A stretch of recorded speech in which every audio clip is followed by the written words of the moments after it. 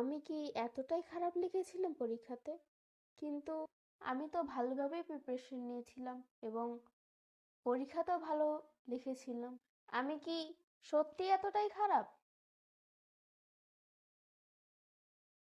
এই আজকে না তোমার পরীক্ষার রেজাল্ট দেওয়ার কথা ছিল? রেজাল্ট কেমন হয়েছে তোমার? ভালো হয়নি মা। মন যদি ৮০ পায় তাহলে তুমি কেন পারো না? একই টিচারের কাছে দুইজন যদি পড়ো, ও বেশি পাইলে তাহলে তুমি কেন পারো না? হ্যাঁ, আমাকে বলো কেন পারো না তুমি? আমি মুন্না মা। তুমি না আমাকে ভালোবাসো না, আমার রেজাল্টকে ভালোবাসো। আমার রেজাল্টের প্রতি তোমার অনেক বেশি ফোকাস থাকে, আমার প্রতি থাকে না মা। আরে, কি বললো এইসব তুমি? মানে, বুঝো কিছু? তোমার বয়সে আমি স্কুল ছাড়তে বাধ্য হয়েছি। আমি ভেবেছিলাম তুমি আমার স্বপ্নগুলো পূরণ করবে। এইভাবে সব বেচতে দিবে কখনোই আমি ভাবি নাই। আমারও স্বপ্ন আছে মা। আমি আর্টস নিয়ে পড়তে চাই। আমার সায়েন্স ভালো লাগে না, আমার আর্টস অনেক ভালো লাগে। আরে কি বলে এসব এই মেয়ে? মাথা ঠিক আছে তোমার? হ্যাঁ, আর্টস নিয়ে পড়তে পারলে কি তুমি জীবনে কখনো আগাবা? তুমি তো সায়েন্স নিয়ে পড়বা, আমাদের তো ইচ্ছা তুমি সবসময় সায়েন্স নিয়ে পড়বে। তোমাকে ডাক্তার বানাবো, ইঞ্জিনিয়ার বানাবো। আর্টস নিয়ে জীবনে কখনোই তুমি আগাইতে পারবে না। স্বপ্নটা সবসময় বড় করে দেখো, ছোট করে কেন দেখো তুমি?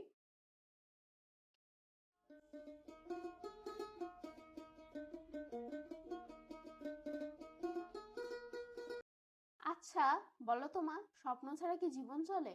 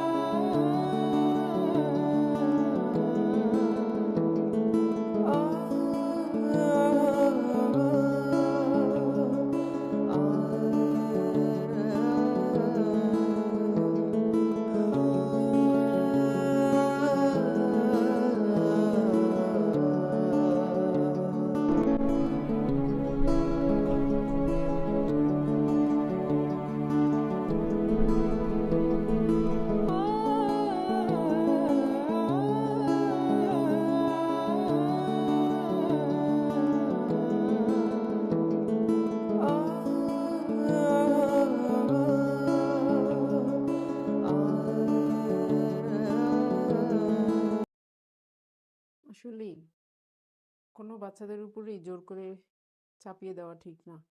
ও যেটা নিয়ে পড়তে চায়, এটা নিয়ে অনেক দূরে আগাতে পারবে ও। কোনো কিছুই বাচ্চাদের উপরে চাপিয়ে দেওয়া ঠিক না। ওরও তো একটা ইচ্ছা অনিচ্ছার ব্যাপার আছে। আসলেই বাবা মা হিসেবে মনে হয় আমরা অনেক জোর করে ফেলছি। আজকের পর থেকে তোমার প্রতিটা কথা, প্রতিটা স্বপ্ন, প্রতিটা জিনিসই আমরা খুব মূল্যায়ন করব।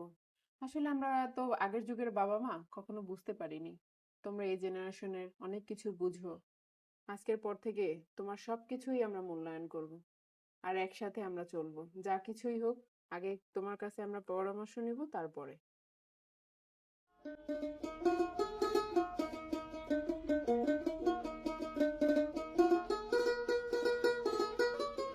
কারো সাথে তুলনা সন্তানের আত্মবিশ্বাস ভেঙে দেয়। সন্তানদেরকে অন্য কারো ছায়া নয়, নিজের আলো হতে দিন।